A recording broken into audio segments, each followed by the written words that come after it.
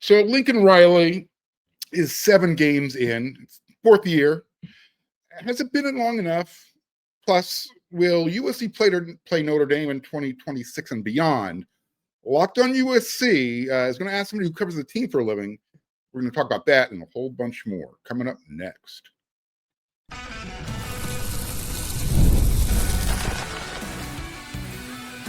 You are Locked On USC, your daily podcast on the USC Trojans, part of the Locked On Podcast Network, your team every day.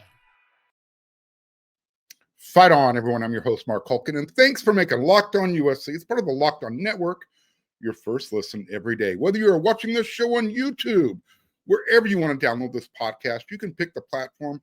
This show is always free. This show is always going to appreciate your support. And today's episode is brought to you by Mazda. Like our players, we sweat every detail because when you make every move count, pulling off the unexpected is only the beginning. Stay tuned later for highlights in this week's Mazda moving the game forward. Mazda, move and be moved.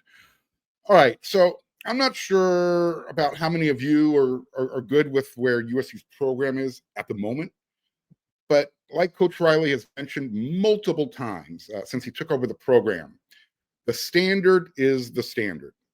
Year one was close. The Trojan, it got close to that Trojan standard. However, it hasn't been close since Caleb Williams won the Heisman, nor since he pulled his hamstring in that conference championship game. So, besides that, and now USC, you got that USC-Notre Dame love-hate relationship. They're on the brink of breaking up. I brought in the guy who's covering this team, beat writer for the LA Times. It's Ryan Karrie. Let's welcome him to the show. Ryan, thanks for doing this. I appreciate it. Thanks for having me, Mark. Hey, my pleasure. I got a question for you. So let me kind of just set this up a little bit. We're going to talk about the USC-Notre Dame rivalry in the next segment. But first, I want to ask you this. Is USC where it should be at the halfway point where year 4 in Lincoln Riley's tenure?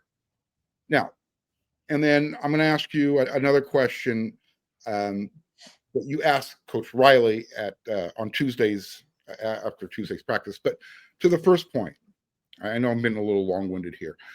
Should USC be where they're at? Year 4, game 7, 5-2, but it's not so much about the record. It's how they looked. It's a great question. And I go back to that first day that Lincoln Riley was introduced. I think about like that press conference and, it felt to everyone in that room like, this is it. Right. We found the guy. He's going to, make this Mecca again, which is a great opening press conference quote. Just fantastic. We all used it. But then you think about where you would have envisioned that, operation to be 4 years in. And it's a lot further along than where it is right now. And I think Lincoln throughout these 4 years has done, and I think this is what he should be doing, to be clear, as the one in charge of the program. He's tried to move the goalposts a little bit based on what he actually had in front of him and the way the results played out. So I think like that first year was simultaneously the best and worst thing that could have happened to him. They, outperformed expectations. I think probably he's even said that his own expectations were, they outperformed. So I think that really, we had a full year of being like, yep, everything we thought that first day is happening. If Caleb Williams wouldn't have pulled his hamstring, this team's going to the playoff. Like, it might do something else. Right.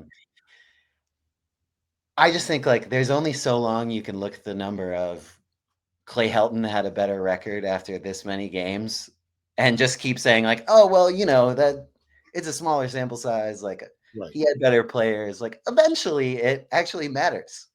And I think we're at that point. I think, they're not winning games that are coin flips. They're winning games that they should win for the most part.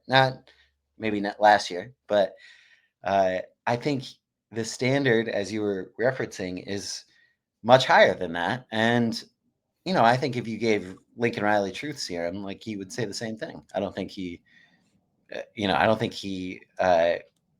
misunderstands what's happened the last couple years. And I think, like, it's tough because now there's another thing, like the play calling is kind of the topic du jour at the moment about Lincoln. And just there's always like another question.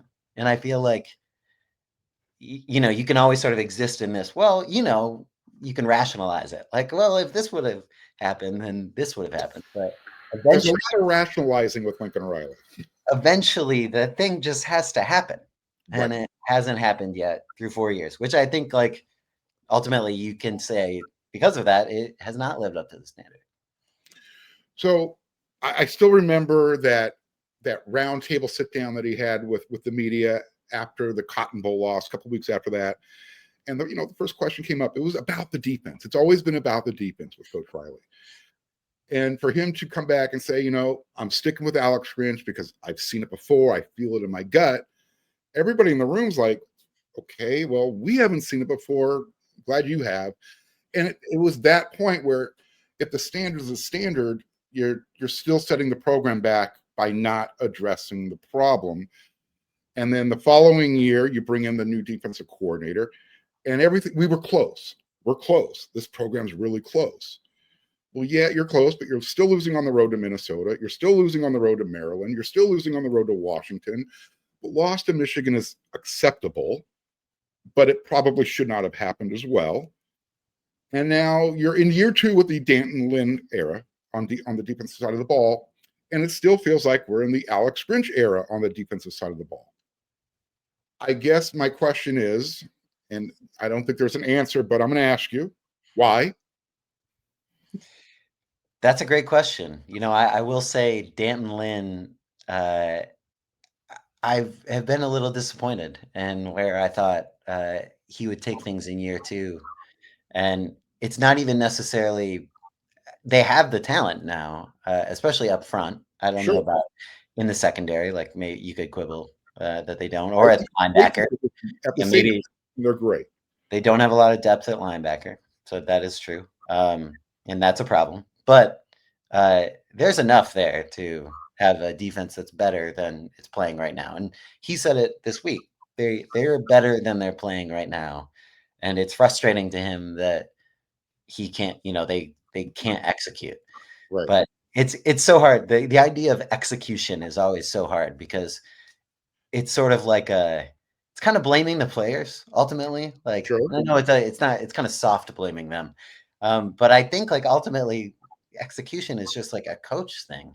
That's why I actually saw a clip earlier today and I was thinking about this. And actually, you know what? I'll save this for the one thing I'm burning on. Okay. I'll save it. Perfect. Ryan's got his Friday rant I'm ready. It's ready to go. Awesome. Well, then we'll close the segment with this question. I watched your interaction with Coach Riley after Tuesday's practice. The way you framed the question to him, I thought was great, because I think I knew where you were going with it, but you said, what have you learned as a play caller? And that was his, well, you got to be fearless. You can't be scared. And I think that was your nice way of following up with, have you thought about your stupid play call? Am I wrong? No, you're not wrong. But I interpreted it right. So my question is this, Ryan. Do you like coach speak coaches, or do you like the coaches who just speak off the cuff? Because Riley likes to do a little bit of both. Yeah. And with that, how much pushback should be allowed from you or I or anybody in the media who says, "Hey, coach, stop moving the goalpost"? Lincoln is an interesting case with that, because he's very smart. I mean, he knows the subtext that's happening at any point. Like, in that question, I wasn't trying to come at him about his play, because I think it's tough. I think, like, if you're always in a reactionary state of questioning, like, do you think you deserve your job? Like, I don't know. The That's not really fans' accomplishing anything perspective. by asking him that question. He's going to get mad. He's going to give a bad answer.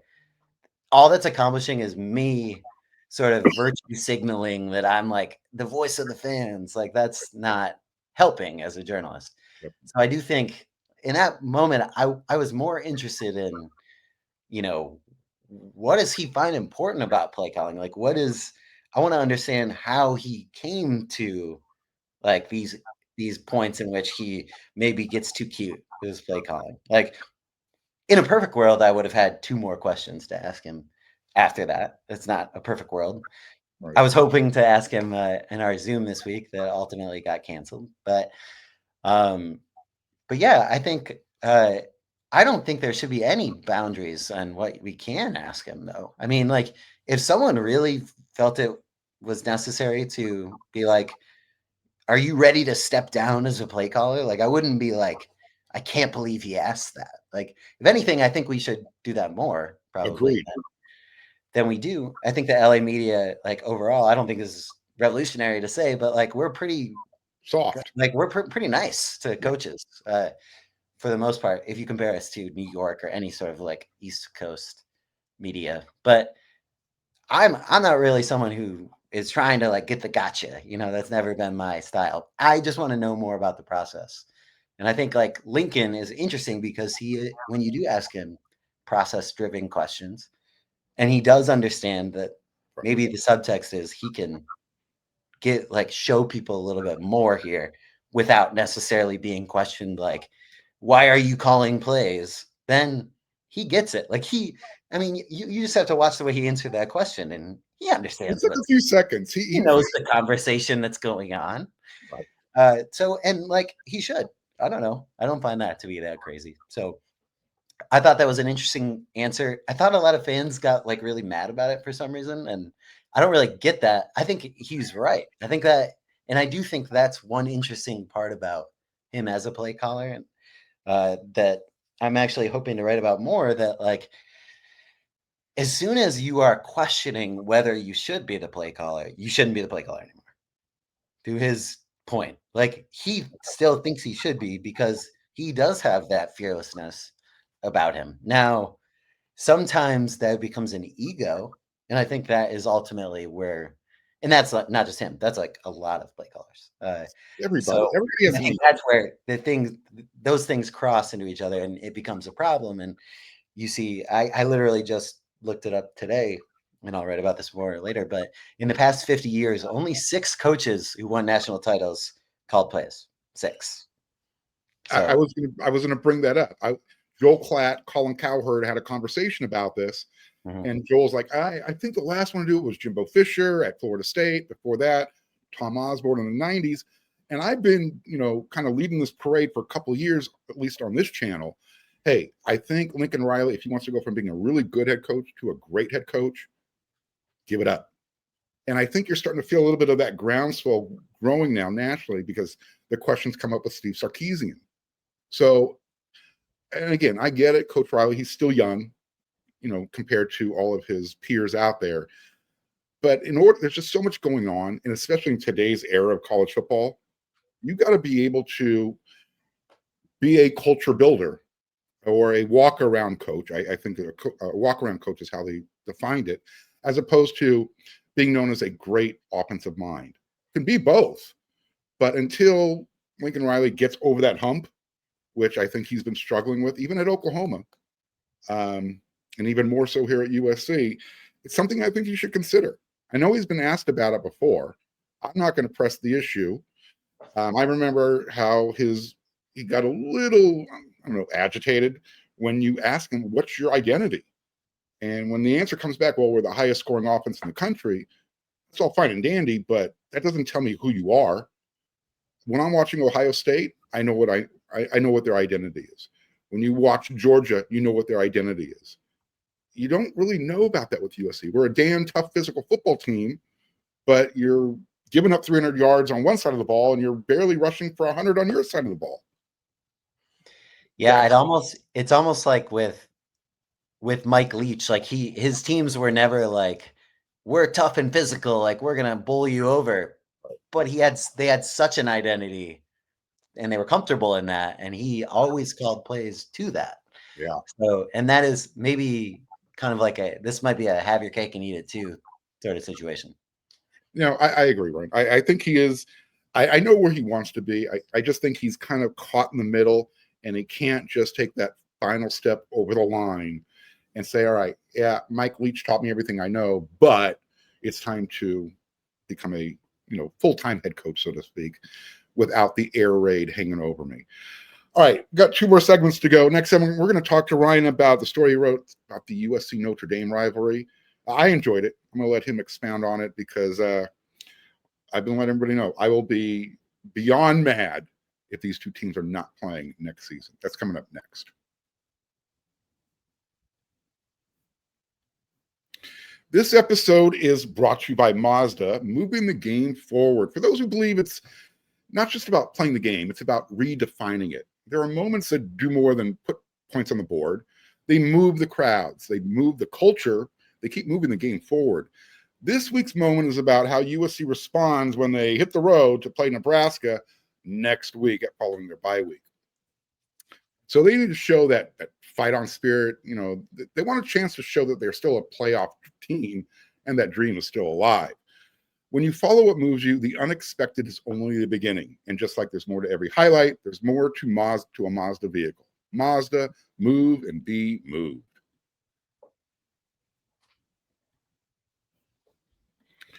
All right, Ryan. So this whole USC versus Notre Dame rivalry thing, technically this rivalry is over. I mean, there's no contract signed for 2026 and beyond. And unless the powers that be can, put pen to paper, I think another piece of college football's tradition is going to die on the vine. I grew up a Trojan fan, Ryan. I lived through the 13-game winless streak. I cried like a little baby when it ended. And that's not exaggeration. I was raised on the anyone, anytime, any place. So explain this to me like I'm 4, please. Pretend I'm your son, who's a little bit younger than 4. Why does this rivalry have to end because USC isn't good enough to make a 12 or 16 team playoff field? Because that's really what this comes down to. It's a complicated situation, and I think the important thing I think the important thing to say at the front is that both schools have said they want to play the game. And as much as you want to come at Lincoln Riley, which I get, this all started with comments he made at Big Ten Media Day in 2024 when asked about, classic rivalries, like sort of basically being rooted out because of, the new landscape of college football. And he basically said that, if we had to get rid of the Notre Dame rivalry because, in order to put us in a better playoff position, then I would do that because that's my job as the head coach. Right. And the tough thing is, I get it. I get what he's saying. I know for a fact that people at USC were not happy that he said it because it definitely put them in a very bad negotiating position, which Notre Dame took advantage of. You wrote about it. As these 2 schools are trying to first negotiate, Notre Dame wants to keep things the same. They want to renew long-term in the current situation, which is that USC, like when the game is in South Bend, the game is played in October. When the game is in LA, it's played in late November. So that's how it's been played for many, many years. A lot of people are very attached to that tradition.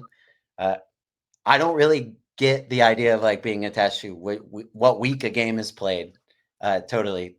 We can cover that later, but to be clear, I could not care less. I just want the game on the schedule. Continue. I think it's most important that the game is played, but Notre Dame has been holding very strong to that, and USC, sensing that they don't really love the idea of playing in South Bend or at the very end of the season when they're in the thick of conference play and they've already played a rivalry and they might have a Big Ten championship after that. They don't want to play that game at that time because that's a hard game. I get that too. Again, I know other people look at that and they're like, they're running scared, whatever. I get it. This is all just like a game about trying to get to the playoff for these people. Now, again, a lot of people think that's taking away tradition, but so fast forward to this past spring, the two schools are negotiating. They can't reach an agreement because USC wants to only renew for 1 year initially, just to keep the rivalry going. And they want to wait to see on the college football playoffs format. And if it changes, at this point, the Big Ten was getting behind a system in which you had many automatic qualifiers, 4 automatic qualifiers for the Big Ten, which would basically make the non-conference games essentially not important. Meaningless. Yeah, completely meaningless. So I personally didn't like that idea much either at the time. Okay. That idea has since fallen apart. The Big Ten, the SEC left the Big Ten at the altar in terms of actually going forward with that idea. That's not going to happen. So USC kind of turned its attention to, instead, we really just want the game at the beginning of the year. Let's make it week 0, week 1, whatever. At one point, Netflix approached USC because USC was looking for alternative ways to schedule the game. Potentially that would be more of a revenue source. In this process, the conference got mad, and so did the networks who own the media rights, because they thought they were having a game stolen from them and given to Netflix in Mexico City or Las Vegas or something like that. So this idea then got shut down. So at this point, USC provides an offer to Notre Dame to say, hey, let's play this at the beginning of the year. We'll do it for multiple years. We'll do 2 years right now. And then we'll renegotiate. Or why don't we just keep it at the beginning of the year? That's the biggest sticking point. Now, Notre Dame has said publicly that they're fine with that, but the contract's been on the desk. Hasn't been signed. And that's because Notre Dame knows that it has the upper hand here. And I applaud them. I honestly, I have no animosity or anything. I don't care. Pete Pavakwa knows what he's doing as the AD. So he went to Pat Forty in the spring and told him that essentially that USC is holding up the negotiations of this rivalry. All of the public opinion turned against USC at this point, which, again, I understand. It makes sense. It was a great PR move. If USC is going to sit silent and sit on their hands and not say anything, guess what? You're going to lose the PR war. Yes. They didn't go on the offensive, which they probably should have at the time. They probably should have. But now they have sort of locked in. Annenberg School of Communications, and they don't know how to maximize their resources. I'm sorry. Continue. I'm right here. They can call me anytime they want. No, so then to reference my story, throughout all of this, and I get it. I know why people are mad at USC. And I do think if you're going to take this stance of we want to get the college football playoff, and that's our only focus, then you're going to have to take the hit of you're running away from tough games, because you are. They have. But what is college football about now? I guess is really the question at the heart of this, and it's about money, and it's about wins, it's about the college football playoff.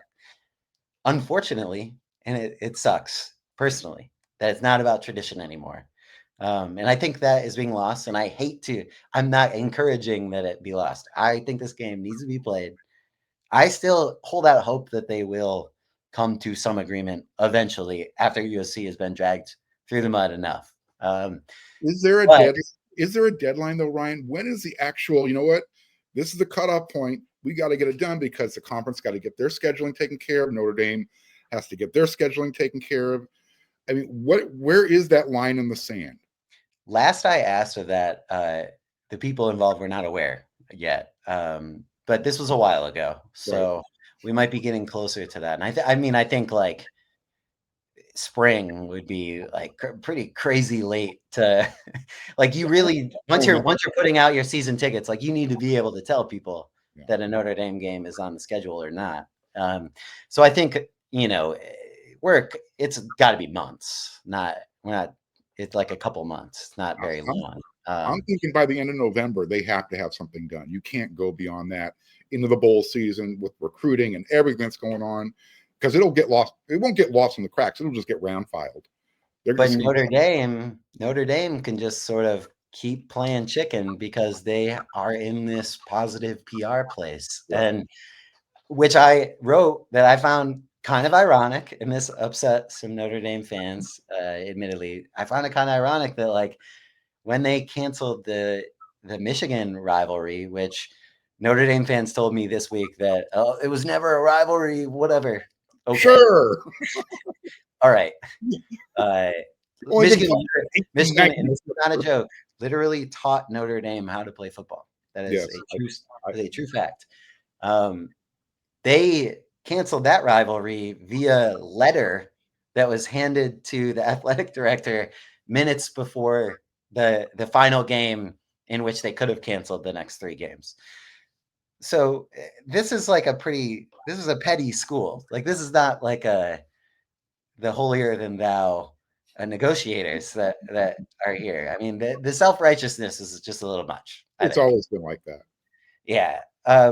But they said at the time that they needed to essentially maintain our flexibility after we moved to a new conference. Sounds kind of familiar, doesn't it?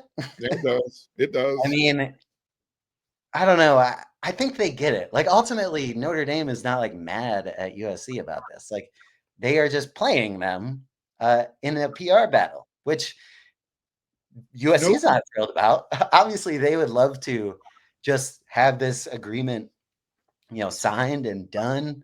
I think, like, Lincoln is probably at a point where he'd rather just play the game instead of just getting pelted about this over and over and over again. Like, I think it's a little bit oversaid that he's running away from the game.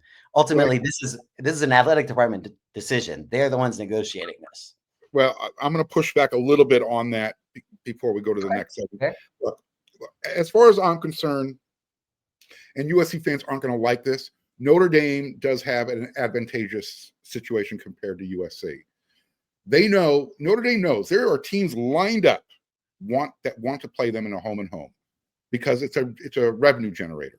It's going to be a big game. That's why one of their first things they did is, let's make sure we get Clemson on our schedule for 12 years. Whether it's an ACC game or not, they're going to be playing Clemson for 12 years. When Lincoln Riley took over, we know that he tried to get out of the Ole Miss series, where he wasn't pushing hard to keep the series. Let's put it that way. Yeah. USC didn't play that game or those 2 games. He tried to get out of the game against LSU.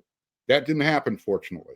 That one was more misguided, it seemed to me. It just seems like it's short notice. But it just seems like, why are you trying to remove this the history that USC has of playing any team, anywhere, anytime, never backing down? It's like, hey, we'll play you. We don't care. I get it. The Pac-10 is a lot different than the big conference now. But those USC teams went on the road into the SEC country. They took their lunch money, came back home, and said, who's next? So for me, this is just a really Lincoln Riley. I am rooting for him. I'm a big fan of his.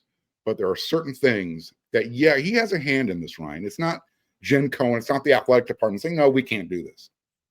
Trust me, your head coach has a lot of say in who you play, especially out of conference. I think he said exactly how he feels at Big Ten Media Day when he was asked about it, and the first Notre Dame comments came out. I think that is exactly how he feels. I think it's reductive to be like he's running away from it. I think he's made the calculation that this is here for me to win games and get to the point where I can then be successful, which is, in some people's eyes, running away from it. I get that. But it's not like he's like, I think we're going to lose to Notre Dame every year. I don't know. I don't know. I hate to like defend this behavior, but I think it's like everyone's brains have like misfired here when it comes to this rivalry, because we can't just see the PR battle that's playing on behind the scenes. It's like everyone wants you to look at the, like, they're killing tradition and like there's another game being played. Here's how, look, I'll just end the segment this way. I think all of this is going to be a moot point anyways in the next 5 to 10 years when college football goes through another restructure where you have a college football commissioner and you've got all the Power 4 teams in like one giant pool of a conference. You're going to be scheduling from these guys, nobody else. In other words, USC is not going to face Georgia Southern and the Missouri States of the world anymore. Those programs are going to go over here. Your out-of-conference schedule is going to be Notre Dame, one team from the SEC, and maybe you get a Fresno State or somebody from the Mountain West Conference, that type of thing. That's the direction I see college football going. So right now, it just kind of feels like, hey, let's take a sabbatical until we get this whole thing figured out, because college football keeps going through these, changes every single year, and you really don't know what directions it's going, let alone with private equity possibly getting involved, which won't get started on. All right, one more segment to go. It's Friday, means it's a Friday rant. I know Ryan's got something he wants to get off his chest. I definitely do. We're going to do that next.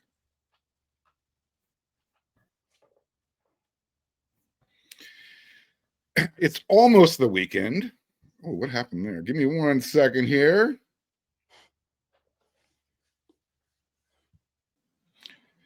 The weekend is almost here, which means it's time to look back and crown this week's MVP on Who Delivered by DoorDash. Just like you can win every Saturday with DoorDash Streaks, saving money every time you order. These players delivered when it mattered most. In last week's game against Notre Dame, USC had a few plays that delivered on both sides of the ball. One player, though, who has delivered all season for the Trojans is kicker Ryan Karrie. The guy just doesn't miss on his kickoffs. I mean, even the one that was returned for a touchdown was a touchback 2 to 3 yards deep. So just like Ryan Karrie delivers every time he kicks a field goal or an extra point, DoorDash delivers your Saturdays. With DoorDash Streaks, you save every Saturday you order. Stack it up all season, and you can save up to $250, including $100 in DoorDash credits. Order this Saturday. Keep the streak alive. Fuel your game day only with DoorDash. Terms apply. This promo period runs through November 18th. The NFL season is here, and FanDuel is making sure you're ready for kickoff with a can't-miss offer. Right now, new customers, if you can bet just $5, and if your bet wins, you're going to get $300 in bonus bets that you can use across the entire app. You're going to love using FanDuel because it fits however you like to bet. You like doing the player prop bets? Jump on in. You like doing those same-game parlays? Boom. Maybe you just want to jump into the action live as it unfolds. FanDuel is there for you. So you're ready to play. Download the FanDuel app now by visiting FanDuel.com to get started. That's FanDuel.com to place your first $5 bet. All right, Ryan. So it's Friday. I always close out the show in the week with something that's bugging me. I just got to vent. That's just who I am. It's part of my DNA. I think you know that. We share that part of our DNA. You're a guest here on this episode, though, so I'm going to let you go first. What's been bugging you? What's been grinding your gears? And this is sort of like it shouldn't be this hard, grinding my gears situation. And it's football related.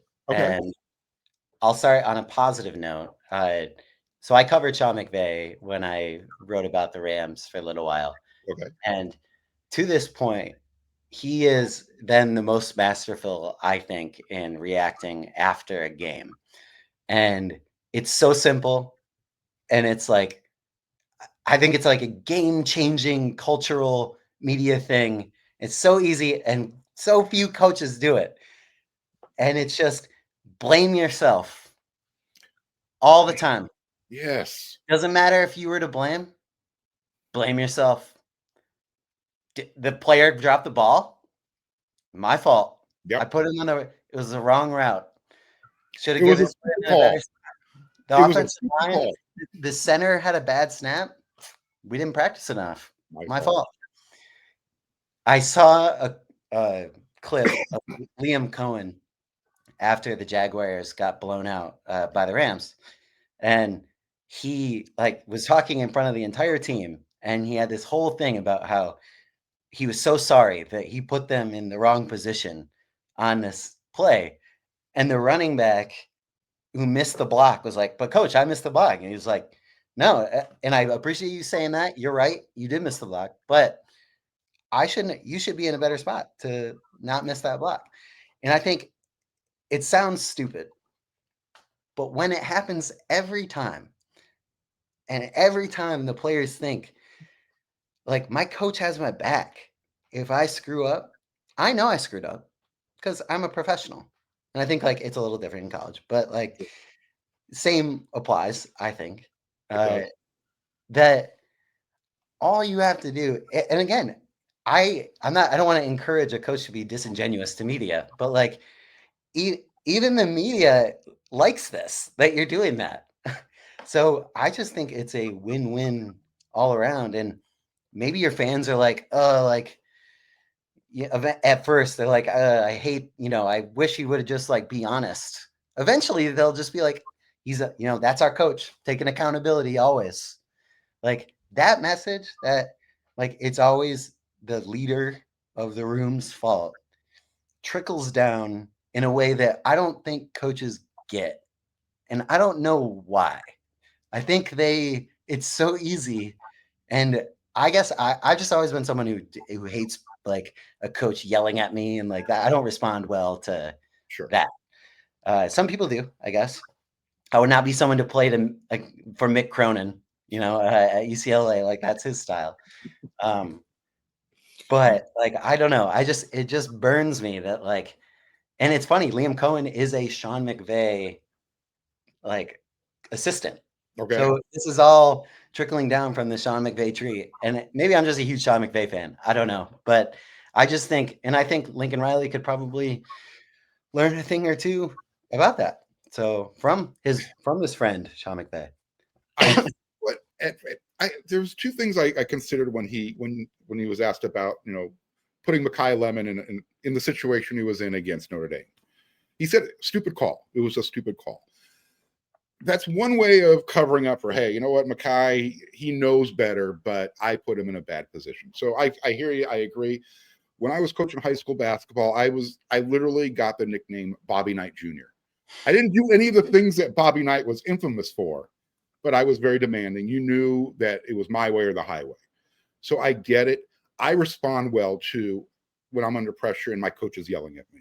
That's how I was brought. It was just, I don't know. I respond well to that. Chuck Noll, the old Pittsburgh Steelers quarterback, 4-time Super Bowl winner. He had a terrible relationship with Chuck Noll. He said, all I wanted that coach to do was, you can yell at me all you want. Just pat me on the butt once in a while. Just say, hey, good job. So there is that balance. So I can respect the coach who is just constantly in your face, as long as you're getting that positive reinforcement when it's needed. I don't even think it needs to be like I don't think that precludes you from yelling in their face during the play. I just think like after, when it's a matter of like, the cameras are on, everyone's curious. Lincoln, what happened on that play? Like, and to your point, like, I think I was actually kind of surprised that he just like said stupid call, like, and he was right. Like, sure. And that kind of ended like, we weren't like, oh, what did Makai's, like, what was he supposed to do there? Like, oh, he fumbled, like, whatever. There weren't questions about him fumbling. He took the blame. Right. Now he deserved it in that situation. But like, even if he didn't, I just think that's an effective strategy. With media, we're not that hard to manipulate. No, we're not. We really aren't. People don't get it. We're not that hard. We aren't. I like to think I am, but no. Look, and this is what I tell the fans all the time. There's a time and a place to ask that, let me punch you in the face type of question, that hard-hitting question, that, or as you said earlier, that gotcha question. Yeah. It's not about gotcha. It's just be candid, be honest. Don't give us the coach speak, well, we're close type of BS. That's all. Like I said, there's no reason that USC should be struggling with Arizona at home in a 3 overtime contest. And that's why I said, what's your identity? Are you a passing team? Are you a running team? What do you want to be? I don't want to hear, well, we're the highest scoring team in the country. That doesn't answer the question. So let me get this out of my way. Migraines suck. That USC Notre Dame game, the ending, the way the whole thing went down, and then you have to drive 2 hours back to Chicago. You think you're getting to bed at 3 o'clock, and then all of a sudden, you can't see straight. You're getting up every hour and you're vomiting. And then you got to get in an airplane later that day. Oh, no. Migraines suck. That's all I can say. Don't ever experience them. The only thing I think that would be worse is having to deal with a young son who is sick, because you want to do everything you can to help, but there's nothing you can do other than just deal with it in the moment. So you might be able to relate to that, Ryan. So that's my vent. It's funny. You cued another rant that I could have had. I could have gone off on O'Hare as an airport Don't get for me a started. minute there, but I'll save everyone the time since I've taken up so much.